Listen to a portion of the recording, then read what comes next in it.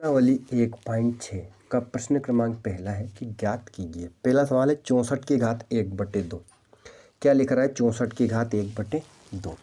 तो हमें 64 को इस प्रकार से घात के रूप में लिखना है, इस 64 को, कि यहाँ पे बटे में कितनी घात है? 2। कितनी घात है? बटे में 2 घात है, तो इसको 2 बार गुणनखंड के रूप में लिखना है, 2 बार। किसी का भी वर्ग हो सकता है। किसकी घात 2 है? 8 की घात 2 है। तो इस 64 को क्या लिखेंगे अपन? 8 × 8। 8 का 8 में गुणा करेंगे, कितनी आएगा? 64। और इसकी घात कितनी है? 1/2 है। क्या है? 1/2। अब 8 गुणे में 2 बार है, तो इसे क्या लिख सकते हैं अपन? 8 की घात 2। 8 गुणे में 2 बार है तो 8 की घात 2 लिख लिया। और इस पूरे की घात कितनी है? 1/2 है। क्या है? 1/2।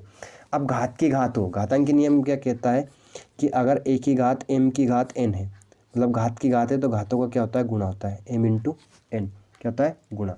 तो अपन यहाँ पे घातों को गुणा कर देंगे और आधार को ऐसा कैसे लिख देंगे? 8 लिखा, 2 और 1/2 का क्या होगा? गुणा होगा। 2 × 1/2। 2 से 2 कट गया, 8 की घात 1। 8 की घात 1 कितना होता है? 8। ठीक, समझ गए? बहुत ही आसान सवाल। अब जैसे 32 की घात कितनी है? 1/5। तो 32 को अपन घात 5 के रूप में लिखेंगे। कितनी घात के रूप में? 5। तो ये 2 की घात होता है।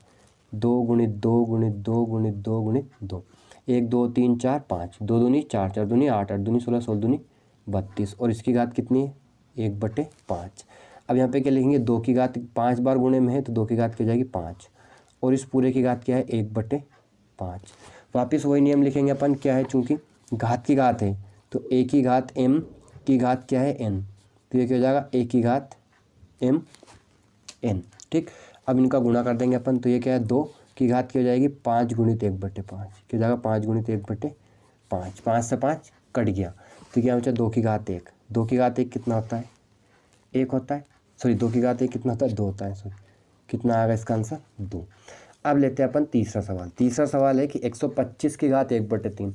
तो 125 को 3 बार गुणे में लिखना है, 3 घात के रूप में लिखना है। मतलब क्या होता है? 5 × 5 × 5।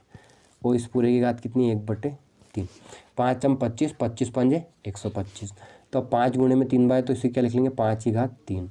और इस पूरे की घात क्या है? 1/3 है। अब यहाँ पे घात की घात है वापस, तो क्या करेंगे? लिखेंगे अपन a की घात m की घात क्या है? n है। तो इसे क्या लिख लेंगे? a की घात m × n। अब घातों का गुणा कर देंगे। 5 3 × 1/3। घात 3 से 3 कट गया, 5 की घात 1, मतलब 5 की घात 1 कितना होता है? 5 होता है। तो ये अपना क्वेश्चन नंबर तीसरा भी कंप्लीट। प्रश्न क्रमांक पहले के तीनों सवाल अपने कंप्लीट हो चुके हैं। अब प्रश्न क्रमांक दूसरे के अपन 4 सवाल है, उन सवालों को हल करेंगे। देखो क्या लिखा रहा है कि ज्ञात करना है। पहला है 9 की घात 3/2। अब देखो ध्यान समझना, क्या लिखा रहा है? 9 की घात 3/2। आधार को थोड़ा बड़ा लिखना है और घात को छोटी लिखना है। ऐसा मत लिख देना, नहीं तो आधार को छोटा लिखते हो, घात को बड़ी लिखते, गलत हो जाएगा। देखो यहाँ पे भी अपन बटे में जो संख्या है उसके रूप में तोड़ेंगे। क्या है? बटे में 2। तो 9 को 2 बार गुणे में क्या लिख सकते हैं? 3 × 3। और इसकी घात कितनी है? 3/2। अब 3 × 3 है, तो 3 की गुणे में 2 बार है, तो 3 की घात क्या लिख लेंगे? 2 लिख लेंगे। और इस पूरे की घात कितनी है? 3/2 है। क्या है? 3/2। अब वापस वही a की घात m की घात n। क्या है? a की घात m की घात क्या है? n। घात की घात है तो क्या होता है? घातों का गुणा हो जाएगा। घातों का गुणा हो जाएगा तो अपन घातों का गुणा कर देंगे। यहाँ हो जाएगा 3। देखो घात क्या है? 2 और 3/2, तो 2 × 3/2। 2 से 2 कट गया, लेकिन 3 की घात यहाँ पर बच गई, 3 बच गई। क्या बच गया? 3 बच चुका है। ऐसा नहीं 3 ही छोड़ दो। 3 की घात यहाँ क्या है?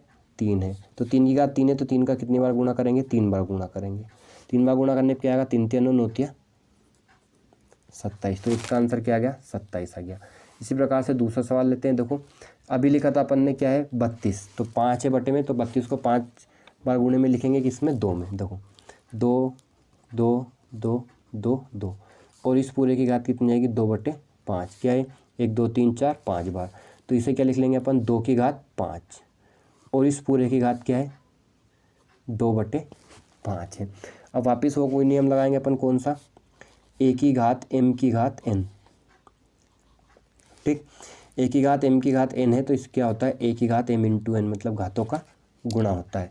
तो अब यहाँ पे क्या कर देंगे? 2 लिखेंगे आधार, और 5 और 2/5 का क्या कर देंगे? गुणा कर देंगे। 5 से 5 कट गया, क्या बचा? 2 की घात 2। 2 की घात 2 को गुणे में कितनी बार लिखना है? 2 बार लिखना है। 2 दूनी कितना हो जाएगा? 4 हो जाएगा। समझ गए? बहुत ही आसान सवाल है। अब लेते हैं अपन तीसरा सवाल। देखो तीसरा सवाल है 16 की घात 3/4। देखो यहाँ पे क्या है 4 है, तो इसे कितनी घात के रूप में लिखना है, 4 घात के रूप में। तो 2 की घात 2 4 कितना होता है, 16 होता है। 2 3 4 और इसकी घात कितनी आएगी, 3/4। अब देखो 2 की घात कितनी है, 4 है, 4 बार गुणे में 2 की घात 4 लिख लेंगे। और इस पूरे की घात कितनी है, 3/4। ठीक, अब क्या लिखेंगे, चूँकि a की घात m की घात n बराबर क्या जाएगा, a की घात m n। तो घातों घात है तो गुणा कर देंगे, 4 × 3/4 जाएगा, 4 × 3/4 से 4 कट गया, 2 की घात क्या आ गया, 3 आ गया। अब 2 की घात 3 है तो 2 का कितनी बार गुणा करेंगे, 3 बार गुणा करेंगे, क्या जाएगा, 2 दूनी 4 4 दूनी 8 आ जाएगा। ठीक, 2 दूनी 4 2 6 मत लिखना, जोड़ना नहीं है, गुणा करना है, 2 दूनी 4 4 दूनी 8। अब यहाँ क्या जाएगा, 125 की घात -1/3 है। अब देखो यहाँ पे माइनस है तो कोई डरने की जरूरत नहीं, घबराने की जरूरत नहीं, आसान सवाल। 125 को 3 बार गुणे में किस में लिख सकते हैं, 5। तो इसकी घात की जाएगी -1/3। अब ये 5 3 बार गुणे में 5 की घात 3 लिख देंगे और इस पूरे की घात क्या है, -1/3। वापस ये नियम लगाएंगे तो ये कितना जाएगा, 5 और 3 गुणित क्या लिखेंगे, -1/3। 3 से 3 कट गया, 5 की घात क्या बचा, -1 बचा, क्या बचा, -1। अब -1 है तो इस पर क्या करते हैं, देखो जैसे कि कोई सी भी घात माइनस में है तो उसे 1 के बटे में लिख लेते हैं। 1 की घात -1 है तो उसे 1/a लिख लेंगे। तो 5 की घात -1 है तो इसे क्या लिख लेंगे, 1/5 लिख लेंगे। तो ये अपना प्रश्न क्रमांक पहला और दूसरा 1.6 का कंप्लीट। उम्मीद है आपको तीनों चारों सवाल अच्छे समझ में आ गए होंगे। Thanks for watching.